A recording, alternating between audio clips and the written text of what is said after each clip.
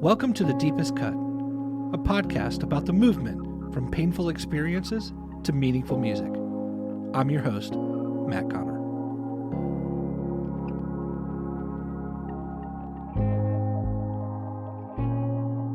It all started with a seizure.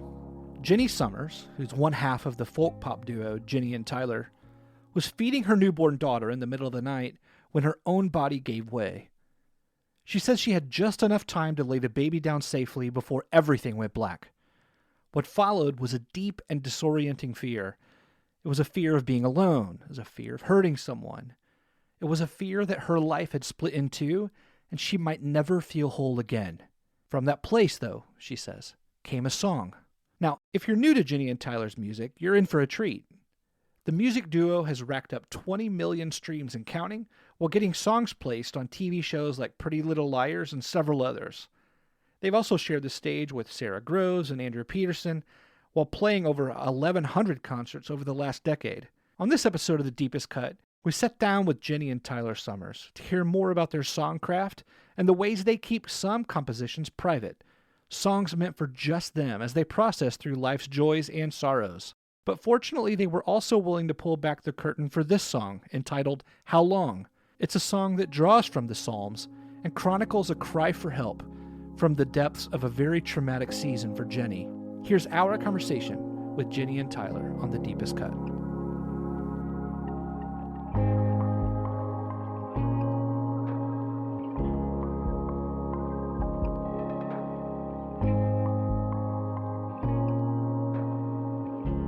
Hello and welcome back to The Deepest Cut. My name is Matt Connor. Sitting across from me today, at least on my computer screen, Jenny and Tyler from a band actually called Jenny and Tyler.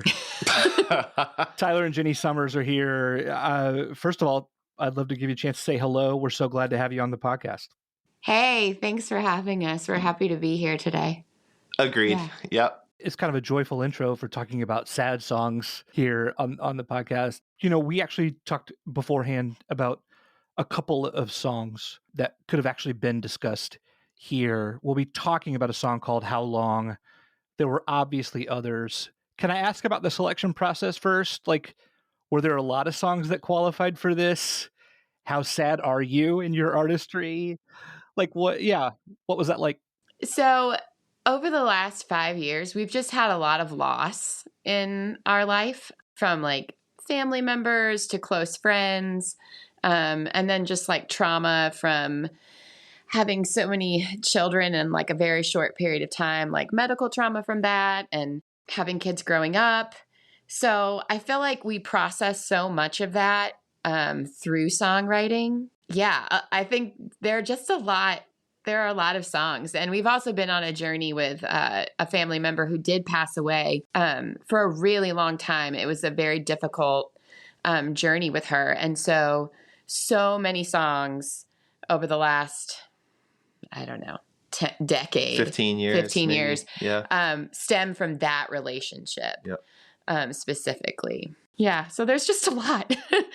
Yeah. And my dad has, on kind of a somewhat humorous note, has been asking us to write and record happy songs for the past like 5 or 10 years. So that's because sad, slow songs come easy for us. So. Yeah. Is that the catharsis of writing those songs? Is that what that is? I think so. Yes, I think so. Yeah. It's like, and it's a way to enter into grief and process it a bit, whether it's a song we release or a song that never is heard by anyone except us. How common is that, by the way, for you to say, "Oh, I worked on this. You've labored over it. You've crafted this thing," and they're not hearing this. They, as in us. Most of my songs are never heard. I mean, I write so many songs, and some just aren't good.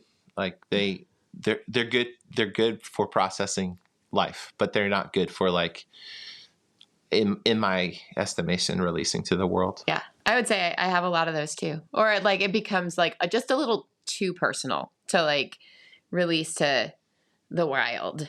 So yeah, I feel like we do often, like when we sit down to release songs, we're like, we have a big pot to choose from, and have to be very strategic and intentional about the choices we make. This is interesting to me because when I talk to others about this, even on this podcast or outside of that, just in my own, history as an interviewer, usually I hear the opposite side, where some artists are like, "Yep, anything goes." Like if I'm, I'm not afraid to put things out there. It's my story. It's, or they'll say most of it at least goes out there because of the connective tissue that it can generate with other people.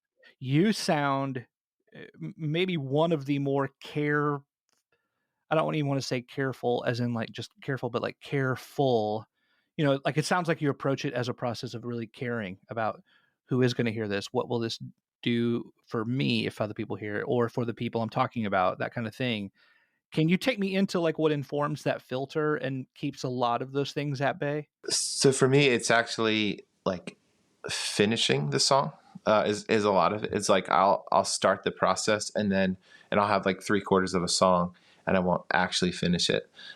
But even if I do finish it and I put it, like release it to patrons, we're on Patreon and our patrons kind of help us pick what goes on records.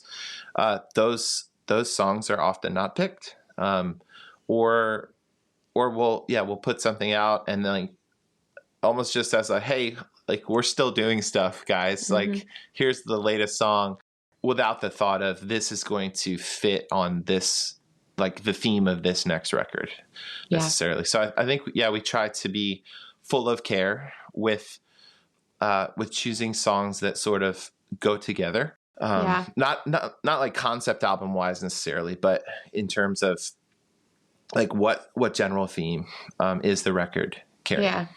And I think too, when I'm writing, sometimes I'll write about like a real specific issue I'm having with my preteen daughter. You know what I mean? And it's like, is it kind to release something like that? Probably not. Or I'm writing about like, processing. We've been married almost 18 years.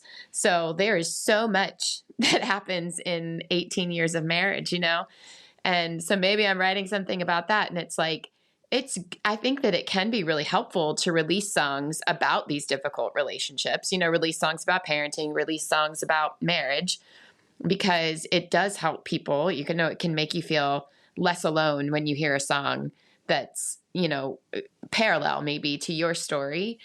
But sometimes it's just like, is that kind to the person in my life who has inspired this story? We were actually talking with our kids this morning about the, like, is it true? Is it useful? Is it necessary? Is it kind?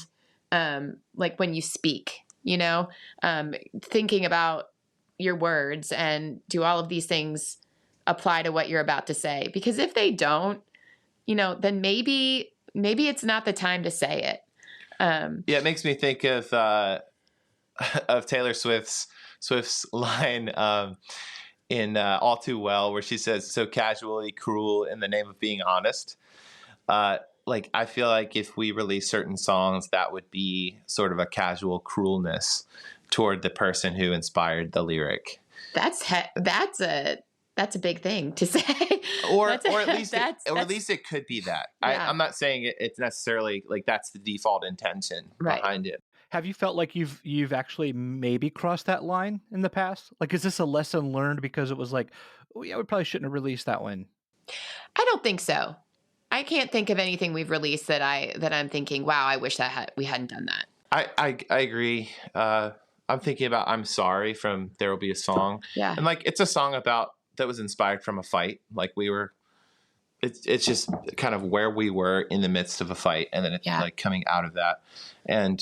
But even that, like I feel like we had permission to. Yeah, and it's about apologizing. Right. It's not about like actually fighting. It's about taking that and it's kind of starts like post-fight, and then like the resolution of that. And again, I think that's something that could feel helpful, and for people who are dealing, like everybody fights. Yeah. I mean, we, like Jenny said, we've been married 18 years. It's only by the grace of God that we are still married. Yeah. I mean, and God's used people and counseling and therapy and like podcasts actually, and scripture and so many things to keep us together and like pursuing each other and loving each other, respecting and all that. But it's like, it's by the grace of God. And so I think like, yeah, I just wanted to like put that out there too, not to say what Jenny mentioned 18 years, and it like that feels like a weighty amount of time to me and maybe to some who are listening to this. And I just want you to know it's like, it is by God's grace. like praise be to God. Man, I appreciate you saying that. By the way, I think it was Jenny earlier, you referenced just like, yeah, we know the power of songs that can, like it's so heartening when you hear a song, you're like, oh, I'm not alone in this thing. I didn't know if there was actually a song that like came to my, like, do you remember, I'm putting you on the spot here, but what was like the last song that did that for either one of you? Well, I can think of a song that's done that for me over and over again. There's a song called Song of Good Hope by Glenn Hansard. And the song, it's like, it came to me at such a good moment. And it's, the chorus is, take your time, babe. It's not as bad as it seems. You'll be fine. Just stay close to me and may good hope walk with you through everything. And, like, this is not a song that I would consider to be like a Christian song or anything, but for me, it was like, the having hope. Sometimes that's just really hard. And if I feel like when if you lose hope, that's when you can really fall into, despairing. And so this song, yeah, it's just one that has meant so much to me. And like Tyler, like something we'll kind of talk about with the song that we're going to talk about for for this interview is that I have epilepsy, and Tyler has, after I have a seizure, has played this song for me when I'm out of my mind, and it helps me calm down. It was like it was on my birth playlist, for my kids. It's one that I sing to them over and over again before they go to bed. It's just been so powerful to be like, wow, okay, we like other people need this too. So that's the one for me that just happens over and over again. I love that you even gave a little segue there. You're talking about, in these moments of despair, certainly there are some despairing lines or some lines here in your song, How Long, that seem hopeless, or in need of hope. Can you take us into the context and like where this was written, how this was written, what's going on around it? Yeah. So after our third daughter was born, her name's Mary, and she's almost 8 now. But after she was born, I was feeding her in the middle of the night, and I had a seizure.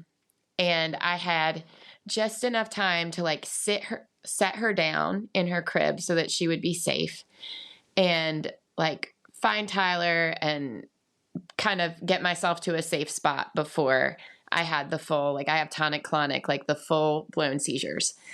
And I remember kind of like the days following the seizure, it just affected me unlike any seizure I'd had before. And I think it was really because I had Mary there with me. And I kept kind of going over like the what ifs, like what if I hadn't set her down in time? What if I'd been home alone? All of these things that like I'd never really thought before just kind of came rushing. And so then I was afraid to feed her. I was afraid to be left alone with my kids. I was afraid to drive. I was just all of these things. So life felt just like super debilitating. Like couldn't get out of bed in the morning. And I remember feeling like I'd gone to bed one night feeling like myself, and then in the middle of the night had this incident, and then when I woke up again, it was like I felt like I was a different person. And I remember just thinking like I didn't know that could happen. How could that happen? And so I ended up doing like getting on medication for anxiety and depression, and I just kind of lived for a little while in what I would just describe as like a state of constant fear, like feeling like I was living from like minute to minute, like longing for the day to be over so I could go to sleep, but then being afraid of going to sleep. So yeah, pretty quickly I got on medication. I started doing therapy. I did this thing called EMDR. Where it goes like back and forth with the lights and sound. Yeah, lights and sound. So I had like, they'd play a tone in one ear and a tone in the other and just like bounce back and forth while you're reliving the experience over and over and over again.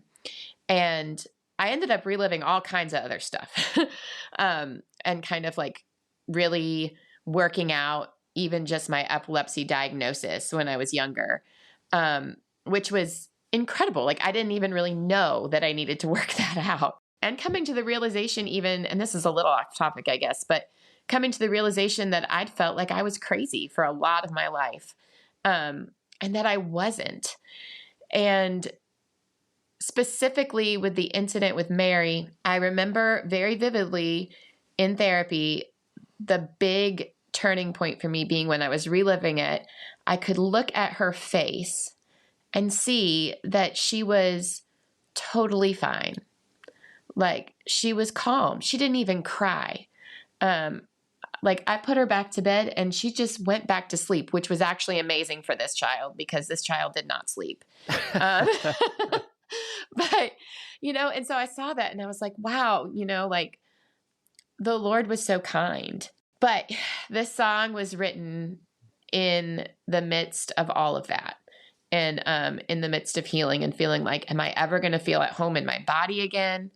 Am I ever going to feel like myself again? And over the last, I guess, 8 years, I think I've come to the conclusion that I'm not ever going to feel, exactly like the person I used to be. But that's because trauma and life changes, it'll change who you are naturally. Like that's just going to happen. And so kind of like becoming okay with the person I am now and seeing like my strengths that have come out of this, and the empathy that I have for other people now who are going through things like this, I can see more of the purpose in it. And the song was written when I was like, when is it going to get better? So yeah, that's like the background there. Tyler, when you first heard this song, do you remember your response? So this song, I think, was written in 2019. And it's obviously maybe not obviously to the listener, depending on when they're listening to this, but it is May of 2025 right now. And so, no, I do not remember where this song started. I do remember working on it a few years ago and thinking this song has something to it that is deeply meaningful.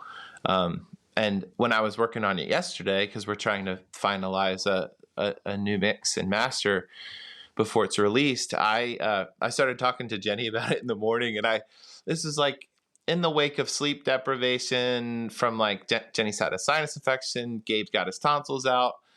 We've had some construction in our master bathroom, so we haven't slept in our bedroom for a while. So like I was I'm not normally like as weepy, but I just started talking about this song like, and just started crying, like kind of like getting, weepy. There's an ache in it that I feel like Psalm 3 is the, how long, O Lord, like, will you forget me forever? Mm-hmm. How long will you hide your face from me? There's such like, there's ache there, but I don't always feel that. And I lately have felt that specifically in regards to this song.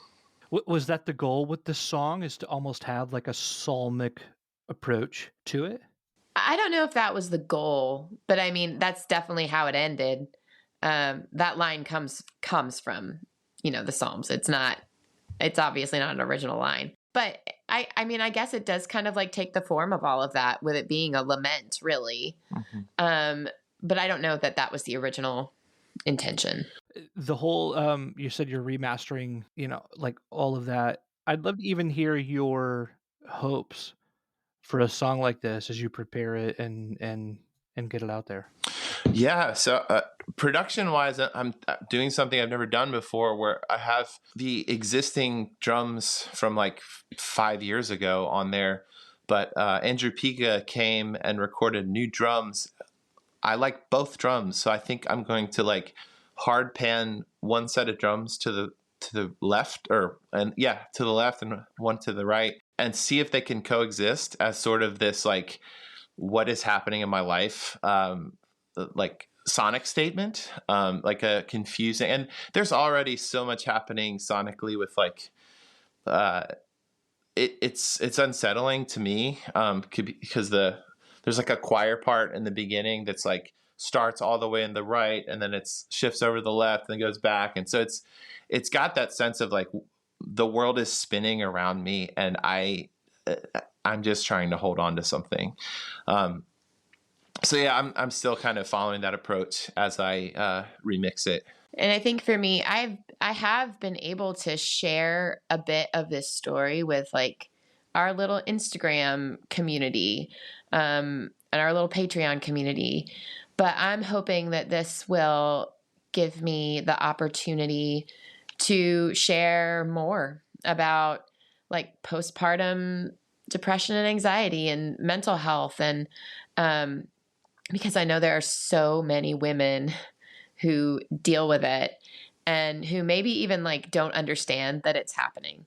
Like I have friends where I've wanted to say to them like, I really think you need to like, this isn't normal, you know, like you don't have to just accept this.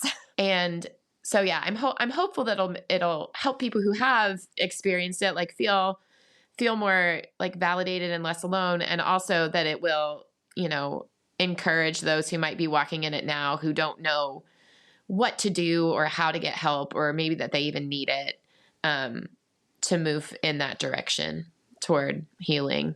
Well, I'd love to have you like take us into the song if you would, and you know, anything else you want to say about it. Yeah. So we are Jenny and Tyler. Hello again. And this is called How Long? And my hope is that you will feel less alone when you hear it. You changed me, rearranged my heart, scattered the pieces around. Some have yet to be found, and you made me into someone I don't know.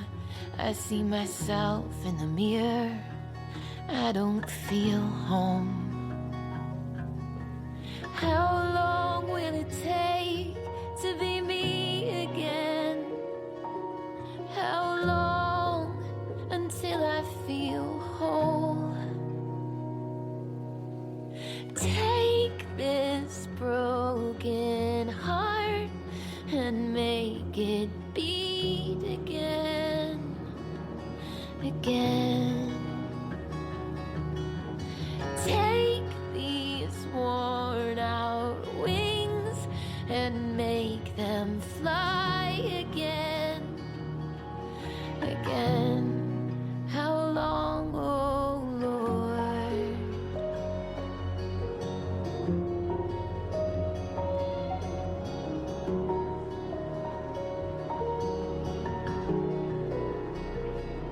It isn't easy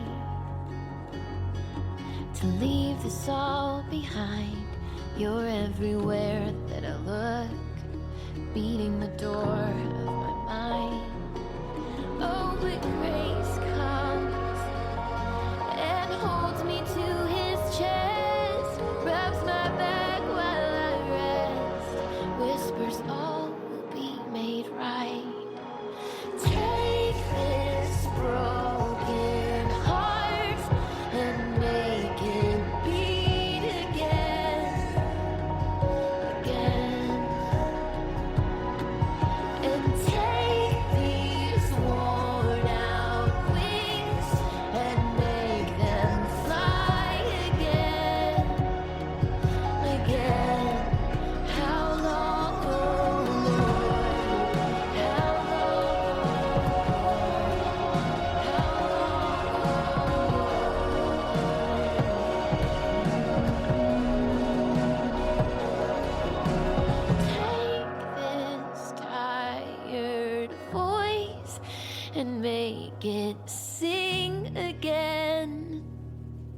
again. And take these empty hands and fill them up again, again. How long, oh Lord? How long, oh Lord?